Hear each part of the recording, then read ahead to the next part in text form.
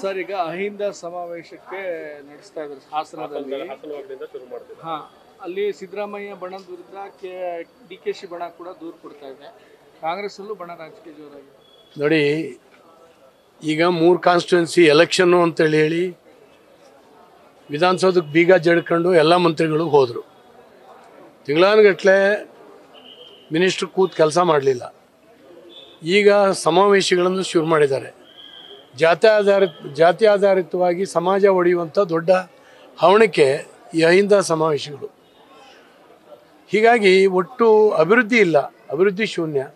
ಅಭಿವೃದ್ಧಿಗೋಸ್ಕರ ಕೂತ್ಕೊಂಡು ಯೋಚನೆ ಮಾಡುವಂಥ ವ್ಯವಧಾನವೂ ಕೂಡ ಇವರಿಗಿಲ್ಲ, ಯಾಕಂದರೆ ಹಣವೇ ಇಲ್ಲ.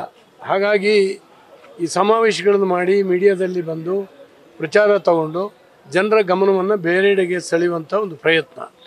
ಮೂಢ ಹಗರಣಗಳಿರ್ಬೋದು, ವಾಲ್ಮೀಕಿ ನಿಗಮದ ಹಗರಣ ಇರ್ಬೋದು, ಬೇರೆ ಬೇರೆ ಹಗರಣಗಳನ್ನು ಇವತ್ತು ಮುಚ್ಚಾಕೊಳ್ಳುವಂಥ, ಜನರ ಮನಸ್ಸಿನಲ್ಲಿ ಮರೆಸುವಂಥ ಒಂದು ಕೆಲಸ ಇವತ್ತು ಸಿದ್ದರಾಮಯ್ಯ ಸರ್ಕಾರದ ಕಡೆಯಿಂದ ನಡೀತಾ ಇದೆ.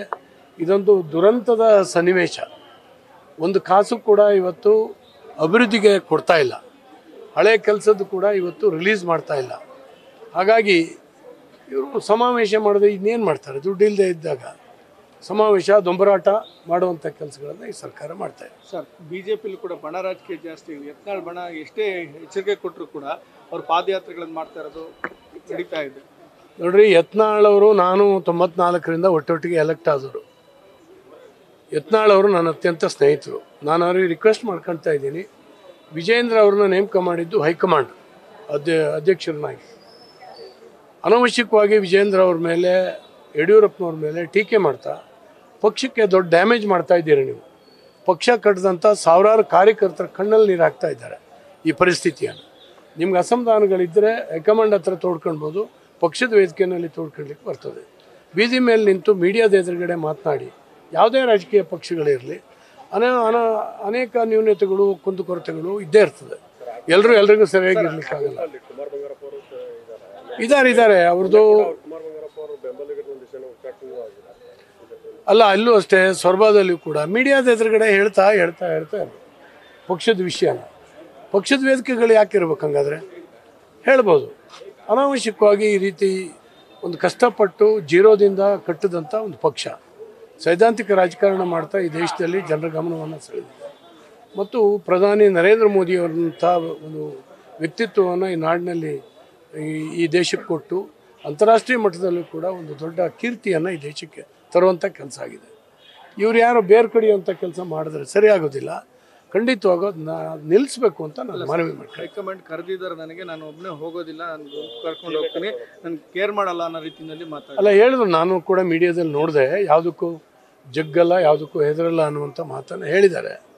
ಇದರಿಂದ ಅವರಿಗಂತೂ ಒಳ್ಳೆಯದಾಗೋದಿಲ್ಲ, ಅವ್ರ ಬೆಳವಣಿಗೆಗೆ ಒಳ್ಳೆಯದಾಗೋದಿಲ್ಲ.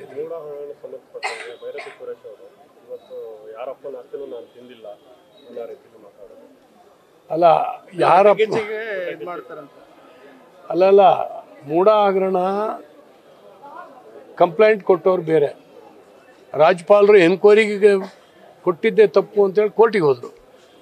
ಕೋರ್ಟು ಇವ್ರದ್ದು ಎನ್ಕ್ವೈರಿ ಮಾಡ್ಲಿಕ್ಕೆ ಫಿಟ್ ಕೇಸ್ ಅಂತೇಳಿ ಕೋರ್ಟ್ ಕೊಟ್ಟಿದ್ದು. ಮತ್ತು ಜನಪ್ರತಿನಿಧಿಗಳ ಕೋರ್ಟು ಯಾವ್ಯಾವ ಸೆಕ್ಷನ್ ಆಧಾರದ ಮೇಲೆ ಇವ್ರ ಮೇಲೆ ಕೇಸ್ ರಿಜಿಸ್ಟರ್ ಮಾಡಬೇಕು, FIR ಹಾಕಬೇಕು ಅಂತ ಕೊಟ್ಟಿದೆ. ಇದರಲ್ಲಿ BJPಗಿಂತಲೂ ಕೂಡ ಕೋರ್ಟ್ಗಳ ಕೈ ಹಾಕೊಂಡಿದ್ದಾವೆ. ಇದಕ್ಕೇನು ಹೇಳ್ತಾರೆ ಅಂತ ಹೇಳಿ, ಯಾರ ಅಪ್ಪನ ಆಸ್ತಿ ತಿಂದೇ ಇದ್ದರೆ ಸೈಟ್ ಯಾಕೆ ವಾಪಸ್ ಕೊಟ್ಟರು? ಇವ್ರ ಹೆದರಿಕೆ ಯಾಕೆ, ಭಯ ಯಾಕೆ ಇವರಿಗೆ? ಕೋರ್ಟ್ಗಳು ಯಾಕೆ ಹಿಂಗೆ ಇದನ್ನು ಕೊಡ್ತದೆ? ಇವರು ಡೆಲ್ಲಿಯಿಂದ ಸ್ಪೆಷಲ್ ಫ್ಲೈಟ್ ಮಾಡಿ ಕೋಟಿಗಟ್ಟಲೆ ಹಣ ಖರ್ಚು ಮಾಡಿ ಕರ್ಕೊಂಡು ಬಂದು ಅಡ್ವೊಕೇಟ್ ಹತ್ರ ಆರ್ಗ್ಯುಮೆಂಟ್ ಮಾಡಿಸ್ತಾರೆ. ಆದರೂ ಕೂಡ ಕೋರ್ಟ್ನಲ್ಲಿ ಈ ರೀತಿ ಫಲಿತಾಂಶ ಬರ್ತದೆ. ಅದಕ್ಕೇನು ಹೇಳ್ತಾರೆ ಇವರು? ನ್ಯೂಸ್ ಫಸ್ಟ್, ನಿರ್ಭೀತಿಯಿಂದ ನಿಮ್ಮ ಪರವಾಗಿ.